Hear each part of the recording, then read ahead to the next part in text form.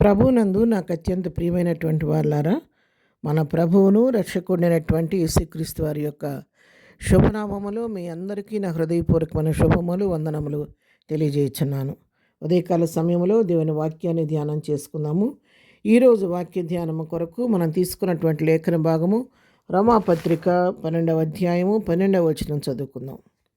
నిరీక్షణ గలవారై సంతోషించుచు శ్రమయందు ఓర్పు గలవారై ప్రార్థనయందు పట్టుదల కలిగి ఉండుడి. ఆమేన్. దేవుని నామమునకు మహిమ కలుగును గాక.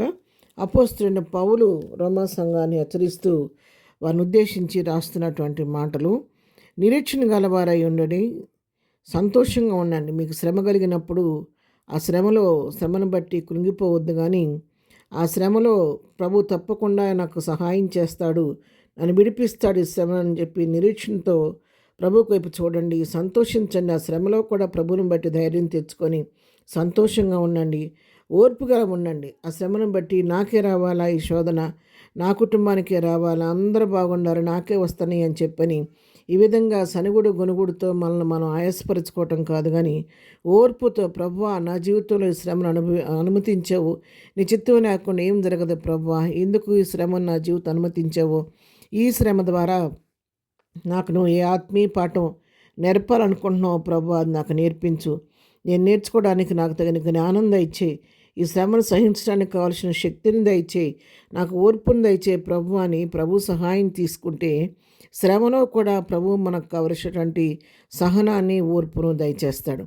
అంతేకాదు ప్రార్థన యందు పట్టుదల కలిగి ఉండుడి అన్నాడు. ప్రార్థనలు ఎలా ఉండాలంటే పట్టుదల కలిగి ఉండాలి. ఏమాత్రం కూడా అనుమానం, అవిశ్వాసం, అసహనం మనలో రానివ్వకోకుండా విశ్వాసంతో ప్రభువు నాకు సహాయకుడు, నా ప్రార్థన ఆలకించే దేవుడు, ఆయన నా ప్రార్థనకు తప్పకుండా జవాబిస్తాడు, ఈ శోధన నుండి నన్ను నా కుటుంబాన్ని ప్రభు విడిపిస్తాడని నిరీక్షణతో పట్టుదల కలిగిన ప్రార్థన చేయాలి. ప్రార్థన కొన్ని రోజులు చేసి ఇంకెంత చేసినా జవాబు రావట్లేదని వదిలేయటం కాదు, కానీ జవాబు వచ్చే వరకు ప్రభు సన్నిధిలో ప్రార్థన చేయాలి. ప్రభు మన వైపు తిరిగి ఆయన యొక్క కార్యం మన జీవితం నెరవేరే వరకు, ఏ విషయమైతే మనం ప్రార్థిస్తున్నామో ఆ ప్రార్థనకు ప్రతిఫలం వచ్చే వరకు ఓపికతో, పట్టుదలతో ప్రార్థన చేస్తూనే ఉండాలి. మనకు అందరికీ తెలుసు, భక్తుడైనటువంటి యాకోబు ప్రభు సన్నిధిలో పెనుగులాడి ప్రార్థన చేశాడు. ప్రభు విడిపించుకొని వెళ్తుంటే కూడా అంటున్నాడు కదా, నీవు నన్ను ఆశీర్వదిస్తేనే కానీ నిన్ను పోనీయనని చెప్పని ప్రభువుని వెంటబడి పట్టుకుని గోజాడినట్టుగా మనం చూస్తున్నాం.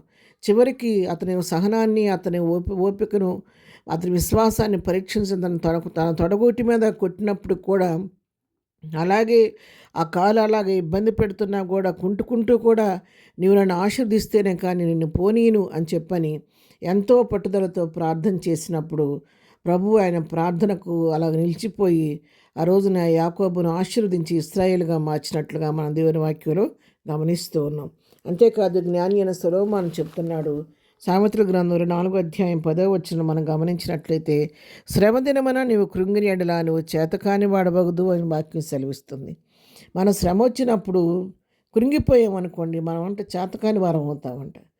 అలా కాదు, కానీ దేవుని బిడ్డలమైన మనము చేతకాని వారి వలె శ్రమను బట్టి కృంగిపోయి దిగజారిపోయి విశ్వాసంలో సనగిల్లిపోవటం కాదు, కానీ శ్రమ వచ్చినప్పుడు మరెక్కువగా ప్రభు సమీపంగా వెళ్ళి మరెక్కువగా ప్రభు సన్నిధిలో ప్రార్థన చేసి, తప్పకుండా నా దేవుడు నా పక్షంగా ఉండి నా కార్యం చేస్తాడు, ఈ శ్రమ నుంచి నన్ను విడిపించి నాకు జీవితంలో గొప్ప మేలు నా ప్రభు నా కొరకు సిద్ధపరి చేయబోతాడని విశ్వాసంతో పట్టుదల కలిగి ప్రార్థన చేస్తే ఆ శ్రమను మన జీవితంలో సంతోషంగా మార్చేస్తాడు. ఆ దుఃఖాన్ని దేవుడు నాట్యంగా మారుస్తాడు. మనకున్న కొరతలన్నీ తొలగించి ఒక అద్భుతమైనటువంటి మేలు మనకు అనుగ్రహించి మన జీవితంలో మన నోటి నిండా నవ్వు కలుగు చేస్తాడు.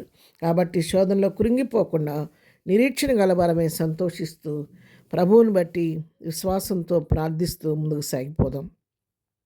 ప్రార్థన. ప్రేమ కలిగిన తండ్రి, పరిశుద్ధుడా, నీ పాదముల కొందనాలు. ఉదయకాలం మాకు ఇచ్చిన వాక్య భాగాన్ని బట్టి నీ కొందనాలు. అవును ప్రభా, మేము శ్రమ వచ్చినప్పుడు శ్రమలో కృంగిపోకుండా శ్రమయందు నిరీక్షణ గలవారమే సంతోషిస్తూ ప్రభా ఓపికతో, ఓర్పుతో, సహనంతో కనిపెట్టుకుంటూ పట్టుదలతోని సన్నిలో ప్రార్థన చేసే కృప మాకు అందరికీ దయచేయండి.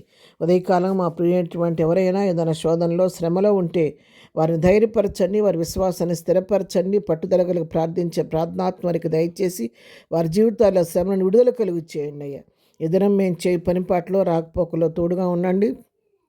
ఇద్దరు బర్త్డే మ్యారేజ్ చేసుకున్నప్పుడు నన్ను దీవించండి, ఆశీర్వదించండి. ఎగ్జామ్స్ రాస్తున్న మా బిడ్డలందరినీ మీరు జ్ఞాపకం చేసుకొని మంచి జ్ఞానం ఇచ్చి చక్కగా రాసి మంచి విజయాన్ని పొందుకునే కృప దయచేయండి. బలహీనందరినీ ముట్టండి, స్వస్థపరచండి. ప్రియులైన వారిని కోల్పోయి దుఃఖులున్న కుటుంబాలను ఆదరించమని, ప్రతి వారి పట్ల కృప విస్తరింపచేయమని యేసునామములో ప్రార్థించడి పొందుకొని ఉన్నాము తండ్రి. ఆమెన్. ప్రభు కృప సదాకాలం మనందరికీ తోడే నడిపించునుగాక. ఆమెన్.